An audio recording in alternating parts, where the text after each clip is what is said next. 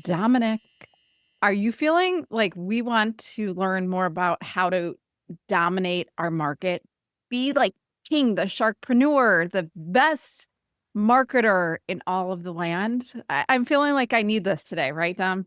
I need it. He has me feeling like I'm wasting a lot of time out there. Yeah, right. I'm floating around aimlessly, and he's saying I can convert right now, quicker, quit wasting time. So we have questions to ask, don't we, Julie? We do, to Seth Greene, Market Domination, amazing, amazing human being. He's doing so many things. He's doing a lot of the things we love to do, meaning podcasting, storytelling, publishing books, social media. It's everything we're obsessed with. So, ooh, Seth, I want to squeeze you. Thank you for being here from Buffalo, New York. You are very welcome. It is an honor to be here. I'm super excited. Squeezes they'll have to cost extra. Oh, gosh. You have to get me in person, and then we'll do all the squeezing. Why be in all these different places? You work with all these people. You're helping them all these different ways. Why should they be on podcasts? Why should they have a book? Why should they be in media? That seems hard, man. What should they do? I don't know that they should be. So I'm going to take a step back because it depends on the business. Every single thing we do, just like you guys, isn't right for everybody. I think it all comes down to the business owner, the entrepreneur. Who is your target market and where do they hang out? If your target market doesn't listen to podcasts, don't start one. If your target market isn't on TikTok, don't worry about getting followers on TikTok, right? Find the best pond to fish in for your fish and focus on getting the best bait and mining all the gold in. All right, I switched analogies, but mining all the gold in that mine before you worry about the next 10 shiny objects. Seth, I mean, obviously, or not obviously, I think I do all the things I do because I want to get visibility. I want to own my domain authority. Does that play into dominating the market? And tell us a little bit about yourself and why we're listening to you right now and how you can change people's lives who are listening to this podcast. How much time do we have? Because I could do 3 days on it. I'll do the short version, but does that play into dominating your market? Maybe it could. The question is, can you go to your bank tomorrow and deposit visibility? No, I think they only take cash. So if that visibility turns into dollars in your bank account, then yes, there's a reason to be doing it. But I know this is marketing like heresy. You don't have to be all places, all things to all people all the time. I think you need to be micro famous to a small group of the exact right people that actually pay you money. Now, as far as the who am I, why are you listening to me? I will do the short version. So 9-time bestselling author, only person who's ever been nominated by Dan Kennedy and Russell Brunson for Marketer of the Year 3 years in a row. I co-host the Sharkpreneur Podcast with Kevin Harrington from Shark Tank. We're on the Inc. fastest growing privately held companies in America list. And we've, served a couple thousand clients, generated over 6,000 relationships, reached over 30 million prospects. I could keep going, but it's not all about me. But it is about you in a sense, because we want to know how you're doing this correctly. And I get it. You can't take visibility to the bank. Okay. This is what people need to know, because why is everyone saying, oh, on TikTok, on Instagram, on Facebook, I keep doing it and hoping to get that bankroll. I hope to be making $1 million or going viral, but I've never subscribed to that methodology. Tell me more. How does somebody know where their audience is, Seth? Yeah. Well, okay, so there you go. Now that is an actionable question. I love that. So Dom wins, by the way. I wasn't aware there's a contest. Apparently there is. So there is no privacy anymore, thanks to social media and the internet. And AI. So you tell me who your target market is, and I will come back with an analysis of these are exactly the ponds they are in. These are where they are the most reachable and the most active. And this is where you spend, if you have a limited budget, right? You're not Nike, you're going to spend where you want the biggest bang for your buck. So maybe you can take some of the pressure off, and you don't have to be on every social network, and you don't have to be everywhere all the time. And that frees up some time and space and mental bandwidth to say, I'm going all in on this one place where most of my target market is most of the time. And I'm going to own that space instead of every space. And now my marketing dollars go farther because I'm not spreading them out so thin and wide. I'm going narrow and deep. is there always an ROI on the, so if I'm selling fishing hooks, can I always find an ROI on one of these places on media? Or are you saying, like, let's say you do books, is there a place that, the margin's too small on books, I need you to be doing $5,000 speeches or $10,000 presentation because I can't get the return on fishing hooks or one book at a time? I would tell you, since I'm going with your hypothetical example, if the business is $2, $3 fishing hooks, I would say we're going to do a little business model reinvention on the spot. So for your fishing hook business, Dominick, I would say if the entire business is $3 fishing hooks, you have a problem because you need massive scale, you need massive leverage, you need massive sales to make, let's say, millions of dollars a year selling a $3 item. Now, if you'll permit me and I could reinvent that business on the spot, that $3 fishing hook might be your lead magnet. It might be your tripwire. It might be your bait that gets people to say, here's my $3. And then there's about 7 upsells, not all at once, but over time, right? I need an ascension ladder. I need to take them from $3 to $27 to $97 to $19.97 to I'm going to have them pay 50 grand to go on a week-long fishing tour with me and this fishing guru from the fishing channel who's going to drive them around in the boat, and they're going to fish with this celebrity fisherman, and they're going to pay, and then they're going to eat the fish that they catch but prepared by a 5-star chef, and they're going to have this week-long ultimate fishing package getaway that's like 50 grand and has way higher margins than a $3 hook. Now you are talking. That was good stuff. So reinvent the business model. If you reinvent the business model, it can work on all forms of media. As long as your target market is there and can be profitably reached, yes. But I want to reiterate the fact that you've got to engineer the business to function with the right economics, right? How many fish hooks do you have to sell if that's all you sell to make the money you want to make? Whereas we took a golf coach, for example, who was getting paid like $75 an hour at a country club and sold a last golf lesson ever VIP program that was 50 grand a year, and picked up, he quit. He fired us. He's like, I'm making way more money than I ever made at the country club. I have a handful of clients. They fly me around the country all the time. I'm good. I'm set for life. The missing element, and this is what I want to pick your brain with, is that you have that ability to understand markets, demographics, the avatar for your perfect client. However, isn't it all about making those relationships and building those relationships? I just don't know any other way about and how to build a thriving big 6, 7, 8-figure business other than like getting in those circles and being around those people that can get you to the masses. So now you are switching topics to one of my favorite subjects, which is Am I switching topics, or am I just doing a Barbara Walters right now? Okay, Barbara, I'm sorry. So you are going deeper. So that strategy that we call our Dream 50 is all based on the fact that growing your business by yourself is hard. Get other people to do it for you, right? Somebody else is your co-opetition. They serve the same people, but they don't compete with you. So if we're going to continue our fishing example, somebody else, you sell hooks all the way up to the $50,000 trip. Maybe somebody else says lures. Maybe somebody else sells the rods. Maybe somebody else sells something else to those fisher people. And you get 50 of those people to endorse you, promote you to their audience, become your joint venture partner, strategic alliance, affiliate, whatever. And all of a sudden, they've gotten you in those circles. They've capitalized on their relationship that you are profiting from to get you in the right places with the right people to grow that business to another level without spending millions of dollars on ad budgets. Can somebody do this? All these people, or you've been in this area a long time? I know no one in fishing. Okay. Well, somebody just starting out who needs to find that co-op collaborator, how do they do it? Well, you got any tips for us? Absolutely. So we have a whole, done for you service on this exact process. It is what we are known for, is building people those relationships for them.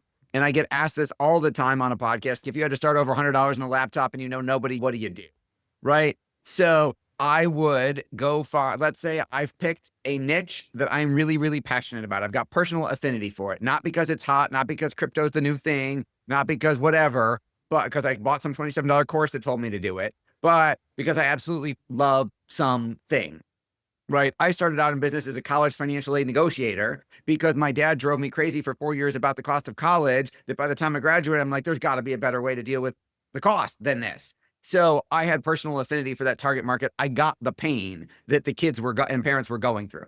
I start over, I pick that niche or that industry that I am in love with, and I go find the top 100 influencers in that space. And I reach out to every single one of them and I add value first because I'm nobody. So in my case, I would interview them I'd start a podcast and interview them on it, start a relationship. It's a way in the door. All 100 aren't going to say yes, but maybe I got 40 or 50. And now they've hopefully shared that they were on the show. I've captured some of their followers. So I'm building my own following by associating with all of these people. And I take what I learned from some of those interviews and I turn it into my first small product. And I say, hey, I'll give you all the money from the sales if you'll share it. They then directly endorse me to all their lists. They grow mine. And now I've got a presence in the industry and all of the upsells and all of the other things are all me. This is good stuff, man. Seth, you're on fire. Julie, what do you think? Well, what I think is that I want someone to know, and our audience to know, a lot of them are bootstrapping their businesses. They're trying to figure out how to do it, like just piece by piece. They're not really investing. How do you know when you go from bootstrapping, which I think you're very high level. You're talking very high level. And I'm talking to the solopreneur who is trying to figure it out. What is the best step, the marketing strategy that will give them the best bang for their buck if they were to invest in themselves? Awesome. So I bootstrapped every single one of my 6 companies. I started them all from scratch. I borrowed money to start several of them and then had the added pressure of not only do I have to pay the bills, but I got to pay this loan back. And I've done it multiple times. So I've been there. I started another business last year. So I would say it's going to go back to the target market. I'm bootstrapping. I'm starting over. It's a question of, do I have a product yet? Do I have something I can sell? If I don't, can I sell somebody else's product? Can I be affiliate for someone else and promote theirs to make some sales and some passive revenue?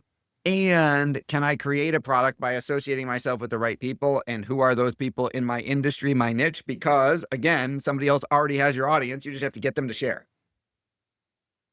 So are you just speaking for people who are creating products who want to make money? I am talking to people who have a passion, who have dreamed about doing something forever and ever, like writing a book or creating a coaching business or starting some sort of business.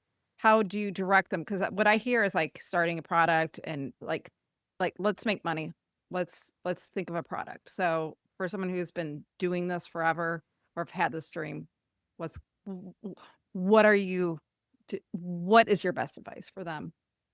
So I was just going with an example. So if we are talking about someone who wants to create a book or wants to do the thing, this ultimately they're going to have to get sales for that book, or they're going to have to find some way to generate revenue in the door.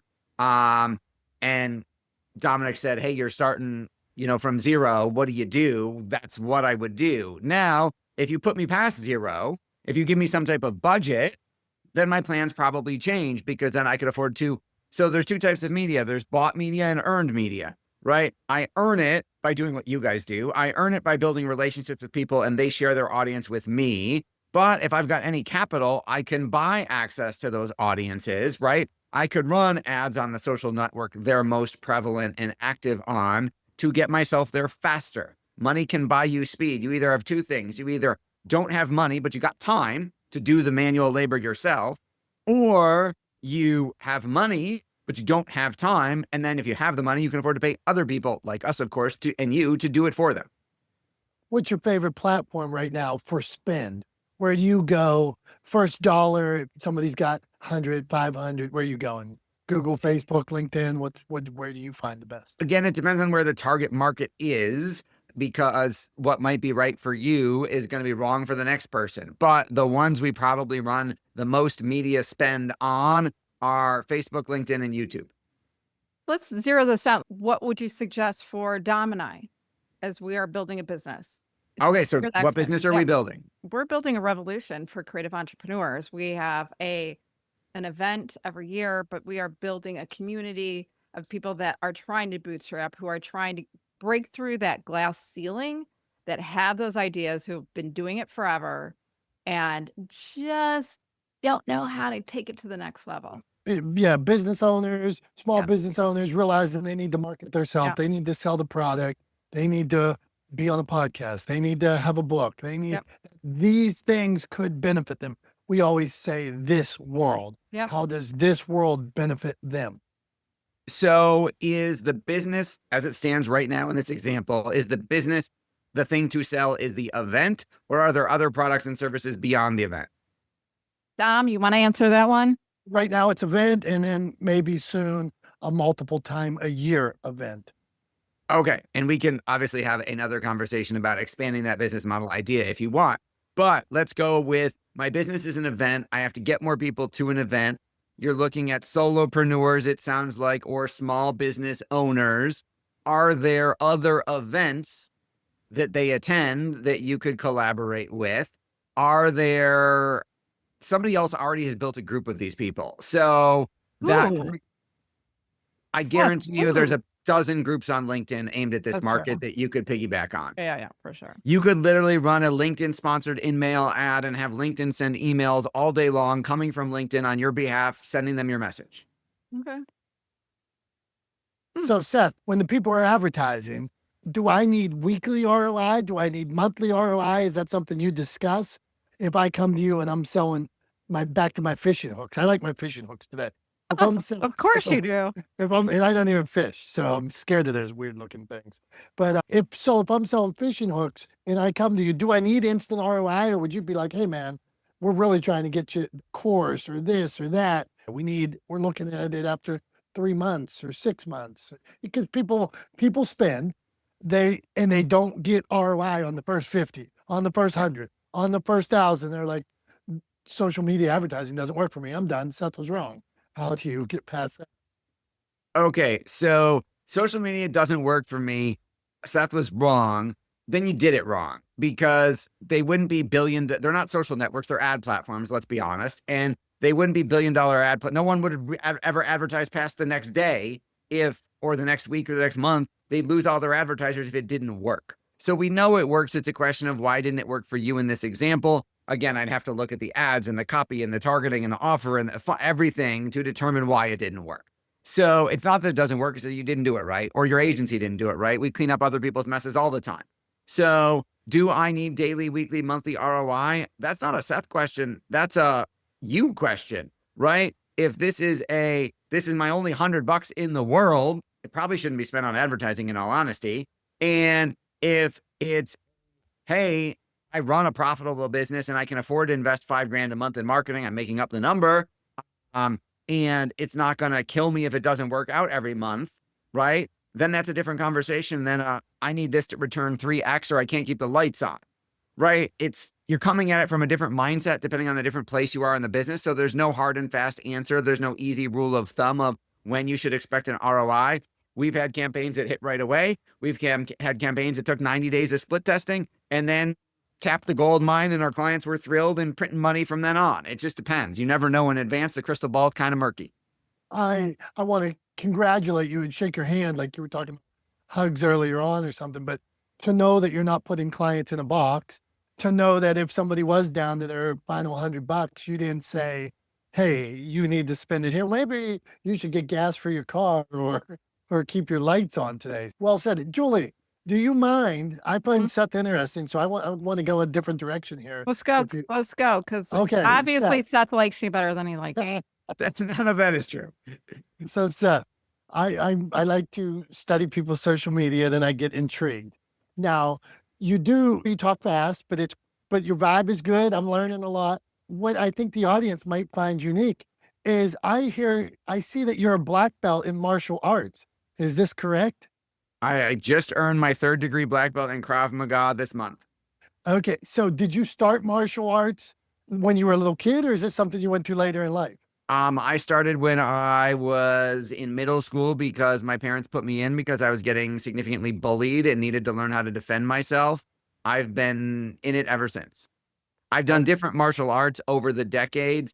Krav is the most recent one and my favorite.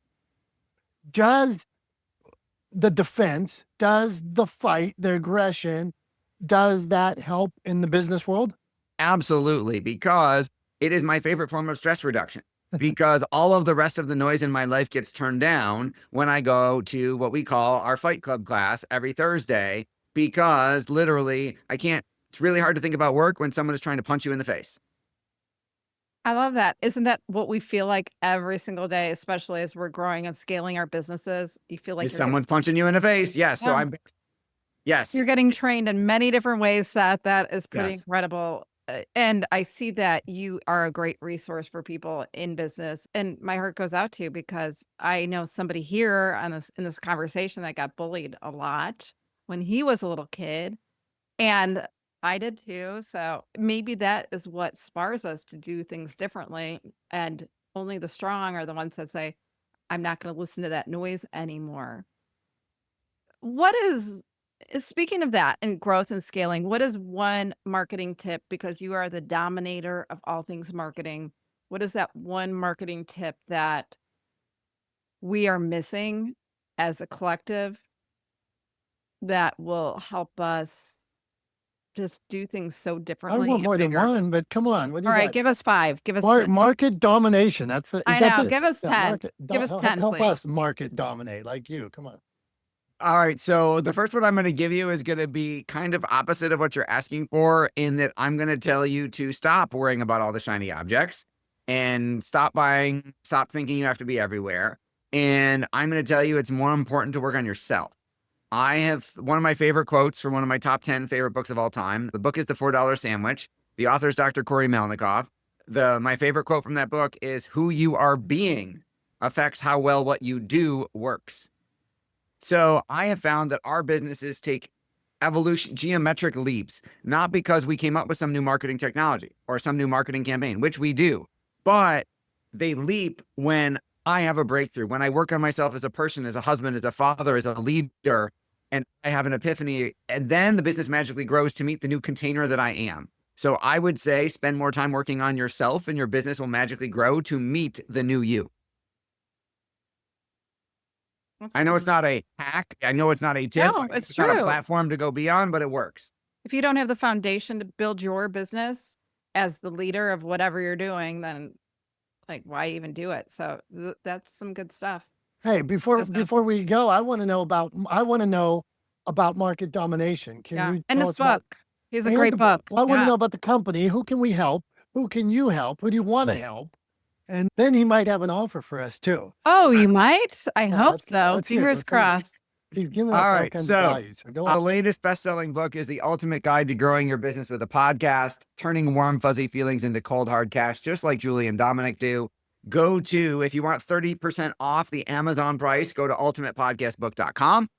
If you'd like to learn more about the company, we are at marketdominationllc.com. We grow your business so that you can run it. Now, if in your example, we're down to our last $100, we're probably not the right fit for you. We are reassuringly expensive because you get what you pay for and what we do works. So I'm not in business to sell you another shiny object and have you just be someone that's going to go, yeah, that didn't work, right? We're in business of delivering serious results for serious business owners. So if you are hopefully some degree of success, we do have various programs and memberships and stuff like that, depending on the level. Our ideal clients fall into 3 categories: a professional practice owner, so financial advisor, accountant, lawyer, doctor, therapist type person; author, speaker, coach, consultant; information marketer selling a course or a membership community; and then our last vertical is e-commerce, selling products online. So if you fall into one of those categories, go to marketdominationllc.com, register, fill out the form. Happy to set up a time to talk. No pressure on that consultation at all. That's not the way we do business. If you don't fall into one of those categories, that's okay. We are more than willing to have a conversation. And if you want to connect with us on social media, LinkedIn is my most active platform, and happy to get you all kinds of free content there as well. Wow. Dom, I'm a lawyer and you're a doctor, so we fit into his categories. There we go. So we talked fishing hooks, we talked martial arts, we talked marketing, and we talked not spending your last $100 on the next shiny thing. Seth, before Julie wraps us up, you got any final tip for us? We want tips, man. One big tip. Yeah, one big more. tip. Everybody I is. can't give you guys anymore. Jeez. Yeah, you're gonna Gonna have to charge us. Send us a Alright. bill. My biggest, most important one was work on yourself first. I'll go with 50. My second one, 50% of the success or failure of any marketing campaign or any business can be attributed down to one factor. That one factor is a properly defined target market. So women 25 to 35 is not a target market. Baby boomers with money is not a target market. They're way too broad.